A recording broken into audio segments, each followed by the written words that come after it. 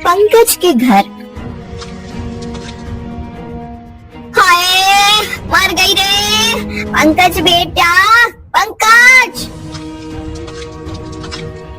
दादी, अरे दादी, ये क्या हो गया? आप गिर कैसे गईं? पता नहीं बेटा, अचानक पैर मुड़ गया। आइए दादी, मैं आपको उठाकर बिस्तर पर लेटाता हूँ। आइए, धीरे धीरे। पंकज, मेरे पैरों में तो बिल्कुल भी जान नहीं है। ऐसा लग रहा है, देखो ना, हिल ही नहीं रहा है पैर। ये अचानक क्या हो गया दादी? आप लेटी रहिए, मैं वैद्य जी को बुलाकर लाता हूँ। कुछ देर बाद पंकज वैद्य जी को साथ लेकर अपने घर वापस आता है। देखिए ना वैद्य जी, दादी को अचानक क्या हो गया? वो एकदम से गिर पड़ी। वैद्य जी दादी की जांच करते हैं। फिर लगता है कमजोरी की वजह से ये अचानक गिर पड़ी होंगी। बुढ़ापे में अक्सर ऐसा हो जाता है। कोई अंदरूनी चोट तो नहीं लग रही है। मैं कुछ दवाइयाँ और लेप देता हूँ, इनके पैर पर लगा देना। जी ठीक है वैद्य जी। पंकज को दवाई और लेप देकर वैद्य जी चले जाते हैं। पंकज दिन रात दादी की सेवा में लगा रहता है। 5 दिन बीत जाते हैं, लेकिन दादी अभी भी खड़ी नहीं हो पा रही थी। जब भी वो खड़ी होने की कोशिश करती, नीचे गिर पड़ती। पंकज एक बार फिर से वैद्य को ले आता है। वैद्य जी, आपका दिया हुआ लेप लगाया, दवाई खा ली, फिर भी दादी के पैरों पर कोई असर नहीं हो रहा है। क्या हुआ है इनके पैरों को? शायद इनके पैरों की नस अकड़ गई है। तुम ये तेल ले लो और इनके पैरों की मालिश करो। नसें खुल जाएंगी तो पैर चलने लगेंगे। पंकज रोज दिन में 2 बार दादी के पैरों में तेल की मालिश करने लगता है। एक दिन, बेटा अब और कितने दिन ऐसे ही मेरा सेवा करते रहोगे? अरे तू ज्यादा दिन काम पर नहीं गया तो वो लालचंद सेठ तुझे नौकरी से निकाल देगा। भले निकाल दे दादी, लेकिन आपको ऐसी हालत में छोड़कर मैं कहीं नहीं जाऊंगा। अरे बेटा, अगर नौकरी पर नहीं जाएगा तो कमाएगा क्या? अभी तो मेरे दवाई पर कितना ज्यादा खर्चा हुआ है, और ऊपर से तेरी नौकरी भी छूट गई तो हम खाने पीने के भी मोहताज हो जाएंगे। लेकिन दादी, आप तो बिल्कुल भी पैर नहीं हिला पा रही हो। ऐसे में आपको अकेला छोड़कर चले जाना मुझे ठीक नहीं लग रहा। अरे मुझे क्या होगा, मैं तो ऐसे ही पड़ी हूँ बिस्तर में, अपने आप चल भी नहीं सकती। तू मेरी चिंता मत कर और अपने काम पर जा। दादी के बहुत जोर देने के बाद पंकज काम पर जाने लगता है।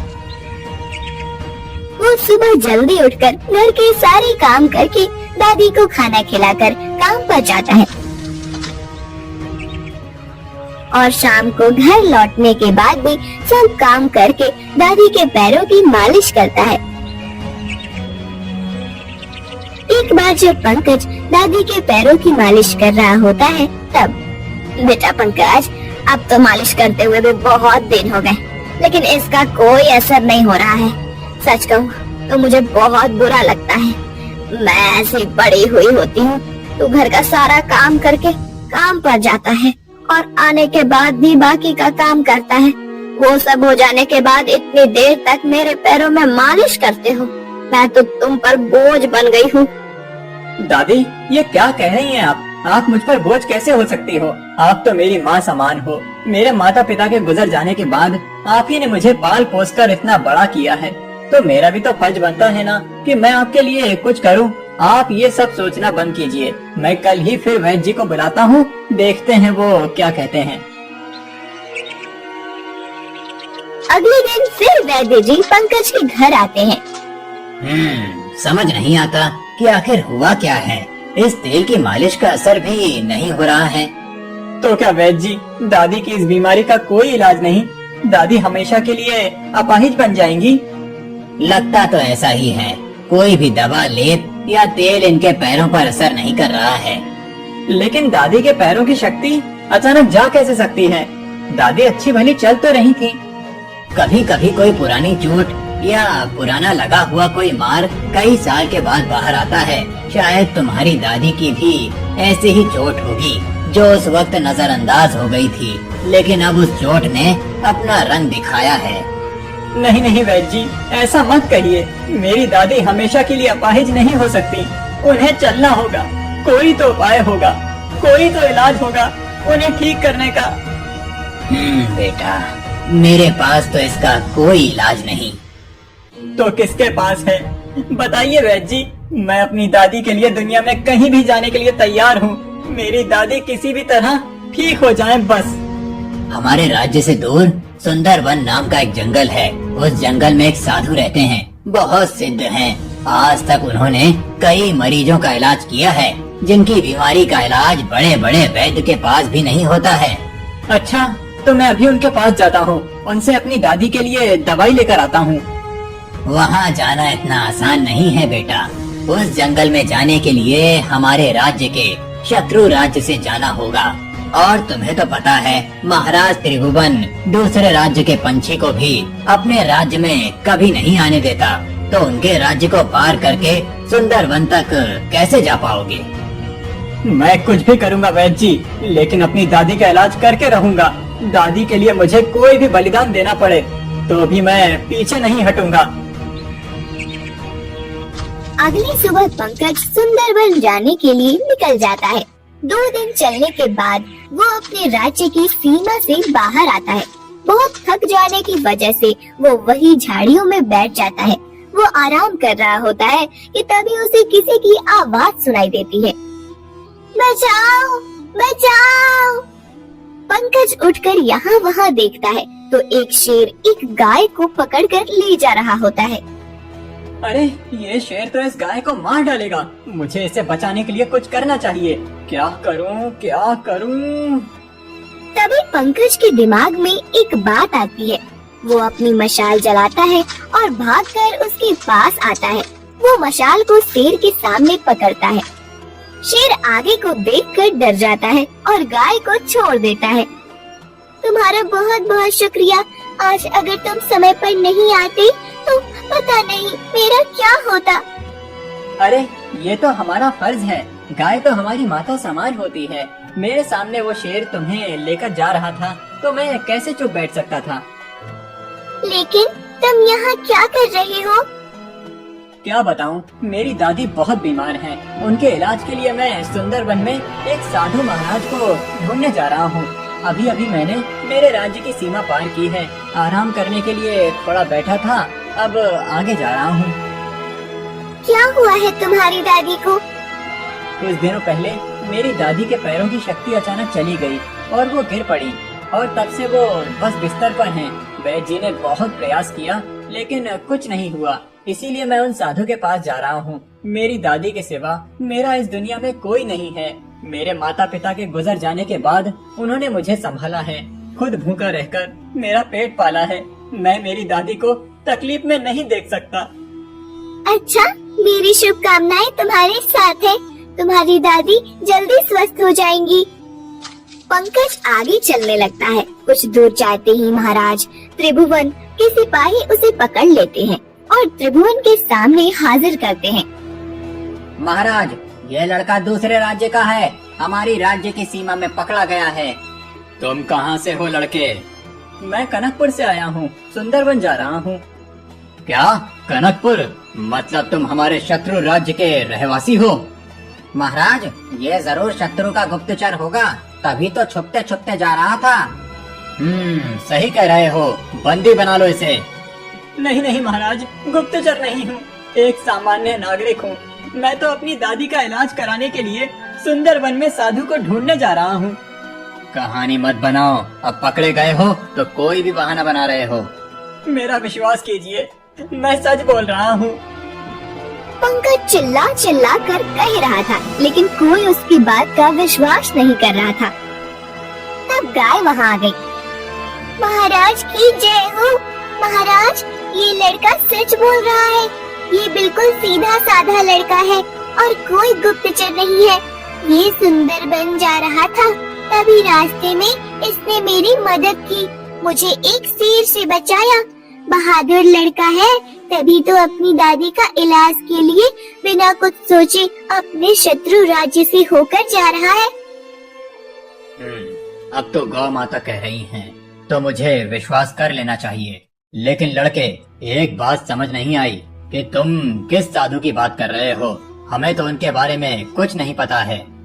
महाराज, हमारे गांव के वैद्य जी ने बताया कि सुंदरवन गांव के जंगल में एक साधु महाराज रहते हैं। उनके पास सभी बीमारियों का इलाज होता है। बड़े से बड़ा वैद्य भी जो इलाज नहीं कर सकता, वो इलाज साधु जी करते हैं। अच्छा, अगर ऐसी बात है तो मैं भी चलता हूँ तुम्हारे साथ। मेरा पुत्र कई दिनों से बीमार है। राज वैद्य ने कहा है कि उनके मस्तिष्क में गठान हो गई है और उसका उपाय उनके पास नहीं है। मेरे पुत्र के पास बहुत कम समय बचा है। अगर साधु महाराज ने उसका इलाज कर दिया तो इस राज्य का राजकुमार जीवित रहेगा। जरूर महाराज, चलिए हम चलते हैं। सुंदरबन में साधु अपनी कुटिया में बैठे होते हैं। तब दानव उनके पास आकर, ए साधु, सुना है तेरे पास कई प्रकार के रोगों की दवाई है। मुझे भी एक दवाई चाहिए जिससे मैं हमेशा के लिए अमर हो जाऊं। नहीं नहीं, मेरे पास ऐसी कोई दवाई नहीं है। इस धरती पर जो भी आता है उसकी मृत्यु अटल होती है। नहीं, मेरी मृत्यु नहीं हो सकती। मुझे इस पूरी धरती पर राज करना है। तुम मुझे वो दवाई दे दो। मैंने एक बार कहा ना कि मेरे पास ऐसी कोई दवाई नहीं है। साधु की बात सुनकर दानव को बहुत गुस्सा आ गया। उसने अपनी शक्तियों से साधु को एक सुअर में बदल दिया। फिर उनकी कुटिया को अपनी शक्ति से वश में कर लिया और वहाँ से चला गया। कुछ देर के बाद पंकज गाय और राजा के साथ उनकी कुटिया के पास पहुँचा। जैसे ही पंकज भीतर जाने वाला था, तब सुअर बने साधु ने कहा, भीतर मत जाना पुत्र। एक दानव ने मेरी कुटिया को वश में कर लिया है और मुझे भी सुअर बना दिया है। अगर तुम इस कुटिया के भीतर गए तो मैं ठीक हो जाऊंगा, लेकिन तुम्हें अपनी जान से हाथ धोने पड़ेंगे। कोई बात नहीं साधु जी, मुझे मेरी दादी को बचाना है और उसके लिए मैं कुछ भी कर सकता हूँ। गौ माता, अगर मुझे कुछ हो गया तो तुम साधु जी से दवाई लेकर मेरी दादी को दे देना और उनसे मेरी मौत के बारे में कुछ मत कहना। इतना कहकर पंकज कुटिया के अंदर चला गया। उसके जाते ही साधु जी फिर से अपने रूप में आ गए, लेकिन पंकज मूर्छित होकर जमीन पर गिर गया। तब, साधु जी, ये लड़का बहुत जोखिम उठाकर यहाँ तक पहुँचा है। इसकी दादी के सिवा और कोई नहीं है। अपनी दादी के लिए इतना बलिदान करने वाले इस लड़के की जान बचनी चाहिए। आप कुछ कीजिए। आप तो हर तरह के रोग का इलाज कर सकते हैं ना? हाँ, जिस लड़के ने मुझे मुक्त करने के लिए अपने बारे में नहीं सोचा, उसे मैं ऐसे मरने नहीं दूंगा। फिर साधु अपनी दिव्य जड़ी बूटियों से पंकज को ठीक करते हैं। पंकज साधु जी से अपनी दादी की बीमारी की दवाई लेता है। राजा त्रिभुवन भी अपने बेटे के लिए साधु से जड़ी बूटी लेता है। दोनों अपने अपने राज्य लौट जाते हैं। लौटते हुए राजा त्रिभुवन पंकज को उसकी बलिदान के लिए पुतली भर के सोने की मोहर देता है। घर आने के बाद पंकज दादी को दवाई देता है। पंकज की दादी ठीक हो जाती है और दोनों खुशी खुशी रहने लगते हैं। सुरेश खाने की खोज में जंगल से गुजर रहा था। कितनी दूर चलकर आया हूँ, लेकिन अभी तक खाने को कुछ भी नहीं मिला है। हे भगवान, कब तक ऐसे भटकता रहूंगा? इस गरीबी को खत्म करने का कोई न कोई तो इलाज करना ही पड़ेगा। मैं थक गया हूँ। सुरेश ऐसे बात करते हुए जा रहा था कि तभी उसकी नजर एक पेड़ की टहनी पर गई। उस टहनी पर एक सुनहरे रंग का पंछी बैठा था। उसका शरीर चमक रहा था। अरे वाह, कितना सुंदर पंछी है, कितना चमक रहा है ये कहीं सोने का तो नहीं? वाह वाह भगवान, अभी अभी मैंने आपसे कुछ मांगा और आपने मेरी इच्छा पूरी कर दी। अगर मैं इस पंछी को पकड़कर बेच दूं, तो मुझे कितने पैसे मिलेंगे? चलो अभी इसे पकड़ लेता हूँ। सुरेश ने उस पंछी को पकड़ लिया। छोड़ दो मुझे छोड़ दो, मुझे अपने ग्रह पर लौटना है। अरे ये पंछी तो बोलता भी है। वाह वाह, मेरे तो भाग्य खुल गए। वाह, अब तो इस पंछी को मैं एक बार में नहीं बेचूंगा, रोज इसका एक एक पर निकाल कर बेचूंगा सोने का भाव तो वैसे भी बढ़ता रहता है, अभी बेच दूं तो आगे जाकर घाटा ना हो जाए। नहीं, मैं बिकाऊ नहीं हूँ, मुझे छोड़ दो, मुझे अपने घर जाना है। सुरेश पंछी को ले जाने लगा। पंछी जोर जोर से चिल्ला रहा था। तभी वहाँ से गोपाल आया। गोपाल अपनी बैलगाड़ी पर अपने खेत में उगा हुआ अनाज शहर में बेचने जा पंछी को चिल्लाते हुए देखने लगा। अरे ये क्या, तू इस पंछी को पकड़कर कहाँ ले जा रहा है? तुमसे मतलब, ये मेरा पंछी है, मैं इसके साथ कुछ भी करूं? लेकिन ये पंछी तो तुम्हारे हाथ में बहुत चिल्ला रहा है। ये आदमी मुझे जबरदस्ती पकड़कर ले जा रहा है। मैं यहाँ दूसरे ग्रह से गलती से आ गया था। मैं अपने घर की खोज में भटक रहा हूँ, लेकिन ये आदमी मुझे बेचने के लिए अपने साथ ले जा रहा है। नहीं, मैं तुम्हें ऐसा नहीं करने दूंगा। तुम्हें इसे बेचने की क्या जरूरत है? मैं बहुत गरीब हूँ, खाने के लाले पड़े हैं। अगर मैं इसे बेच देता हूँ तो मुझे बहुत सारे पैसे मिलेंगे। अगर ऐसी बात है तो इस पंछी को मुझे दे दो और उसके बदले मेरी इस बैलगाड़ी पर जितना भी अनाज है वो सब तुम ले जाओ। बस इस पंछी को मुझे दे दो, मैं इसे सुरक्षित घर पहुंचा सकता हूँ। सुरेश गोपाल की बैलगाड़ी पर देखता है। वैसे कितना अनाज होगा ये? तुम 1 महीने तक आराम से खा सकते हो, इतना अनाज है ये। सुरेश ने सोचकर हाँ कर दी और सुनहरे पंछी को गोपाल को दे दिया। गोपाल पंछी को अपने साथ घर ले जाने लगा। तुम चिंता मत करो, मैं तुम्हारी मदद करूँगा। उस दिन से गोपाल रोज अपने खेत में जाते हुए पंछी को अपने साथ ले जाता। एक दिन जमींदार का बेटा गुलाब कुमार खेत से गुजर रहा था। तब उसने उस सुनहरे पंछी को देखा और अरे ये कौन सा पंछी है तुम्हारे पास? कहाँ से मिला तुम्हें? सरकार, ये जंगल के पास मिला। एक आदमी उसे पकड़कर बेचने के लिए जा रहा था। इसे अपने घर लौटना है, मैं इसकी मदद करने के लिए मेरे साथ लाया हूँ। अच्छा, तो अब इसे मुझे दे दो, मैं इसकी मदद करूँगा। लेकिन सरकार, लेकिन वेकिन कुछ नहीं। तुम जो ये खेत से कमाते हो उसके लिए तुम्हारी मदद तो मेरे जमींदार पिताजी ही करते हैं ना। अगर वो तुम्हें जरूरत के वक्त कर्जा ना दें तो तुम कुछ नहीं कर पाओगे। इस पंछी को मैं ले जा रहा हूँ। गुलाब कुमार अपना रूप दिखाकर सुनहरे पंछी को ले गया। उसने अपनी हवेली में आकर अपनी बहन सावनी को वो पंछी भेंट में दिया। सावनी, ये लो, मेरे तरफ से तुम्हारे लिए एक सुंदर सी भेंट। अरे भैया, ये तो बहुत सुंदर है। ये कहाँ मिला आपको? वो सब छोड़ दो, तुम्हें अच्छा लगा यही बहुत है। सावनी अब रोज उस पंछी के साथ खेलने लगी। पंछी भी सावनी से बहुत बातें करता था। पंछी अब सावनी के साथ घुल मिल गया था। एक दिन सावनी अपने दोस्तों के साथ खेलते खेलते बहुत दूर आ गई। तभी एक दीवार के पीछे से उसे घुंघरू की बहुत मधुर आवाज आई। सावनी उस दीवार के पीछे देखने की कोशिश करने लगी। तभी अचानक वो उस दीवार के अंदर समा गई। पंछी ये सब देखकर उड़ते हुए गुलाब कुमार के पास आया।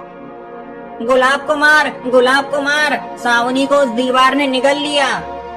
ये क्या बोल रहे हो तुम? दीवार कैसे किसी को निगल सकती है? मैं सच कह रहा हूँ। गुलाब कुमार ने पंछी की बात पर ज्यादा ध्यान नहीं दिया।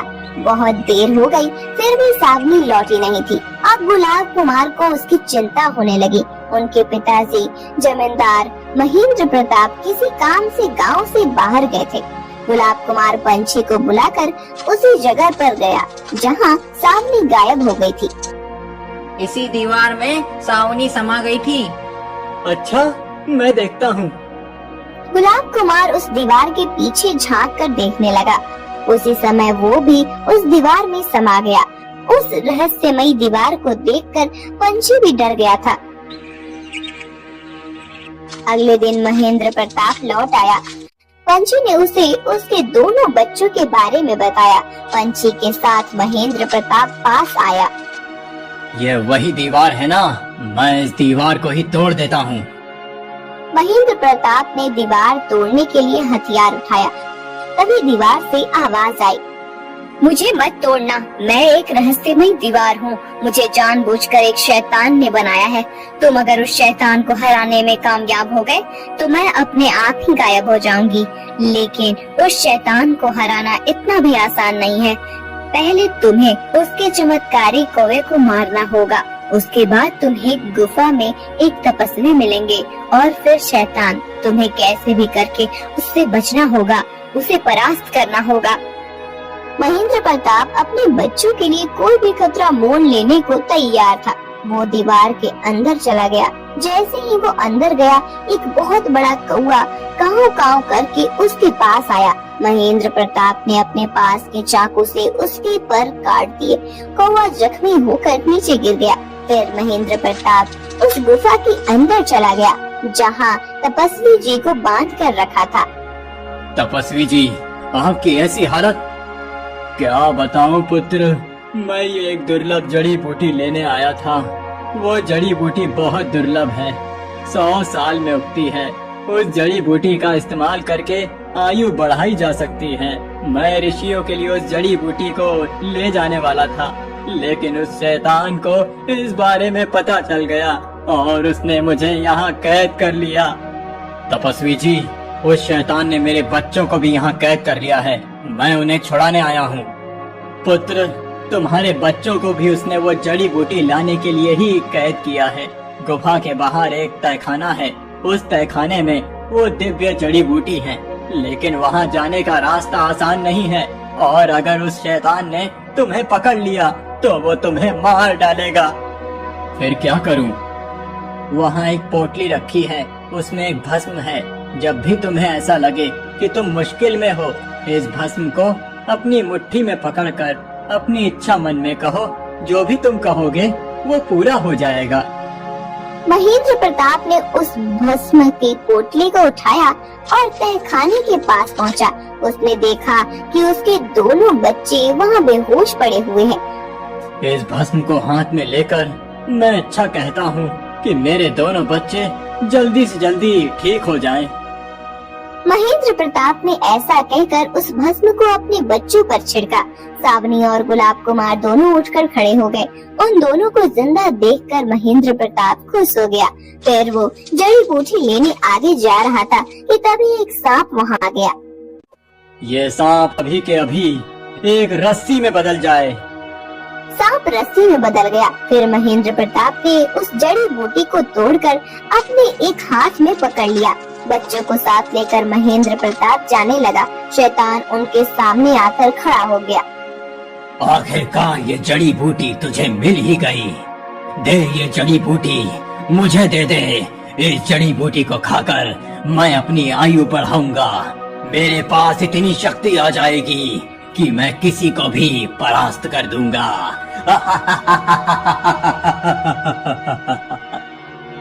मैं ये जड़ी बूटी तुझे नहीं दूंगा। ये जड़ी बूटी तो जैसे शैतान के लिए नहीं है। क्या कहा तूने? तू नहीं देगा? अरे तू नहीं देगा तो मैं इसे तुझसे छीन लूंगा। देखता हूँ तू मुझे कैसे रोकता है। शैतान महेंद्र प्रताप के पास आया और उसने उसके हाथ से जड़ी बूटी छीन ली। जैसे ही वो जड़ी बूटी खाने जा रहा था, तभी महेंद्र प्रताप ने भस्म को हाथ में लिया और मैं इस दिव्य भस्म से विनती करता हूँ कि अभी इसी पल ये शैतान एक बड़े पत्थर में बदल जाए और सदा के लिए पत्थर बना रहे। महेंद्र प्रताप ने ऐसा कहकर भस्म को शैतान के शरीर पर डाल दिया। उसके ऐसा करते ही शैतान एक बड़े पत्थर में बदल गया। महेंद्र प्रताप ने जड़ी बूटी को उठाया और तपस्वी जी के पास आया। उसने तपस्वी जी को छुड़ाया और ये लीजिए तपस्वी जी, आपकी जड़ी बूटी। तुम्हारा बहुत बहुत आभार पुत्र। अब इस जड़ी बूटी को इस्तेमाल करके कई ऋषियों की आयु बढ़ जाएगी और वो अपने ज्ञान का उपयोग समाज के कल्याण के लिए करेंगे। महेंद्र प्रताप अपने दोनों बच्चों के साथ दीवार के बाहर आ गया। तपस्वी जी भी वहाँ प्रकट हो गए। उनके बाहर आते ही दीवार गायब हो गई। फिर पुत्र, तुम्हारी वजह से ये जगह उस शैतान के चंगुल से मुक्त हो गई है। तुम्हारा कल्याण हो। तपस्वी जी, अगर इस सुनहरे पंछी ने मुझे आकर इस दीवार के बारे में नहीं बताया होता तो शायद मैं कुछ नहीं कर पाता। इस चमत्कारी पंछी की वजह से ये सब हो पाया है। तपस्वी जी, ये पंछी अपने घर लौटना चाहता है लेकिन रास्ता भूल गया है। आप कृपया इसकी मदद करें। इस पंछी को उत्तर दिशा में छोड़ दीजिए, वहीं उसके घर जाने का रास्ता उसे मिल जाएगा। तपस्वी जी की बात सुनकर महेंद्र प्रताप, सावनी और गुलाब कुमार उत्तर दिशा में आ गए। उन्होंने पंछी को छोड़ दिया। पंछी उड़ते हुए गोपाल के खेत में आया। दोस्त गोपाल, मुझे रास्ता मिल गया है। महेंद्र प्रताप के कहने पर एक तपस्वी जी ने मुझे वो रास्ता बताया है। मैं अपने घर जा रहा हूँ। अरे वाह, ये तो बहुत अच्छी बात है। तुम अपने घर लौट जाओ, इससे खुशी की बात और क्या हो सकती है। गोपाल, तुमने मुझे उस सुरेश से बचाया और अपने घर प्यार से रखा। ये लो, मेरे कुछ सुनहरे पंख हैं, तुम इन्हें अपने पास रखो। इसकी दिव्यता से तुम्हारे घर में कभी किसी चीज की कमी नहीं होगी। पंछी अपने कुछ पंख गोपाल को देकर उत्तर दिशा की ओर उड़ते हुए चला जाता है। गोपाल उसे आसमान में देखता रहता है। उस दिन से गोपाल का घर हमेशा धन धान्य से भरा रहने लगता है।